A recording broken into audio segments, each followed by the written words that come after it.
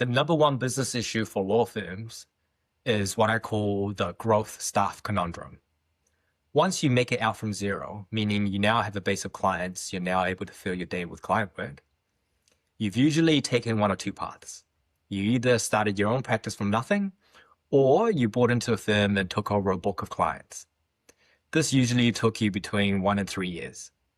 Now you're finding that you're super busy and starting to encounter some issues with running a business. As you start from nothing and build a practice, there are phases to this growth. Assume you've broken through from absolute zero and now have a base of clients that you can fill your day with client work. You now need to file GST returns on a different basis. You might have a legal executive, admin, or VA. You now pay rent and you've taken on a bunch of subscriptions, like for your practice management software, your document management, DocuSign, Office 365, Wix, and so forth. And now you're starting to realize the reality of being a business owner and needing to deal with issues like viewing and deciding to lease your own office space, realizing your personal income is only as good as the cash flow from your business, i.e. no consistent monthly income, paying income tax and GST at regular intervals and managing cash flow from it, spending hours to solve IT problems you have no clue about. Then other things like trust account reconciliations that never balance on the first go, AML CFT requirements that slows everything down, and now realize how much professional indemnity and business insurance actually costs, in addition to electricity at business rates, office rent, and general overhead for a business.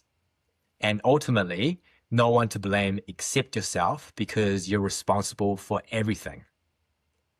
So now you not only are busy with client work, you're now encountering an ever-increasing set of business problems as you grow. The cycle becomes a vicious one. As the busier you are with clients, the more requirement it makes on your business infrastructure, like billing, customer service, and quality control.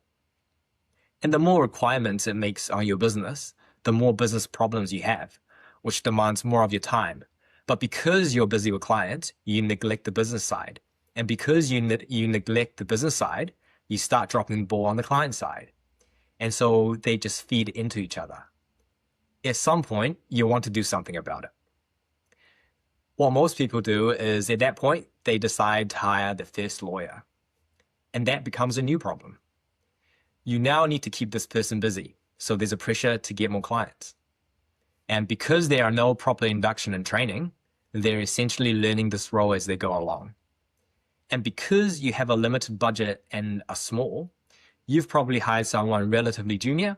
So not only do they need to learn how your firm works and its particular set of clients, they also need to learn the technical side of practicing law, i.e. the actual law and application to getting the outcome for your client. So this makes them, number one, not particularly productive. It's not like buying a machine and getting them to produce on day one. And number two, more of your time is spent now reviewing, reworking, and putting out fires that they started. And on top of all of that, they're now costing you to keep them there, right? There's a regular cash outflow. And I know this from my current business. The financial pressure of paying salaries is immense. So now a new hire, instead of helping to solve your business problems, is now adding to it and creating new problems. Then you try to get out of the problem by either one of the three common but dangerous methods. Method number one, brute force. You get more active with sales and marketing to get more clients, hoping to make more money and scale your way out of the problem. But the problem with that is, for most of us professionals, doing sales and marketing doesn't come naturally, so it's not feasible for most. But even more dangerous is that there are those that are naturally gifted, so they take this route. But now you just made your problem worse, because the more clients you have, the more staff you need, and the more problems you have. And there will be no cash at the end. And most dangerous is your time and mental capacity gets maxed out even more. That's when something explodes. That complaint to law society from a client because you dropped the ball on something critical, or a health setback, say a heart attack. Yeah, I've seen that before. Or your spouse has had enough and they leave, or something, one of your kids, something bad happens. Dangerous method number 2, the downsize. You decide it's all too hard. You stay small or you downsize. You get rid of the office and the staff and narrow in on a really tiny niche. And you take home about 80K to 150K for the next 20 years. You don't have a business. You have a job that is more fragile than being an employee. You play it small, but always at the back of your mind feel like you've sold yourself short and not actually done anything courageous to realize your potential. Dangerous method number 3, the exit. It gets too hard and you just go get a job and you exit the game completely. You see, none of these options are preferable because they're all really bad. Now, if we look at this in a different way, you'll see a 4th way out, a path that actually leads to the firm you imagined when you first started.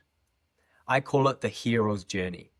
And in the next video, I'm going to show you exactly how to start it on a practical, personal, and tactical level. So please stay tuned, and I look forward to seeing you there.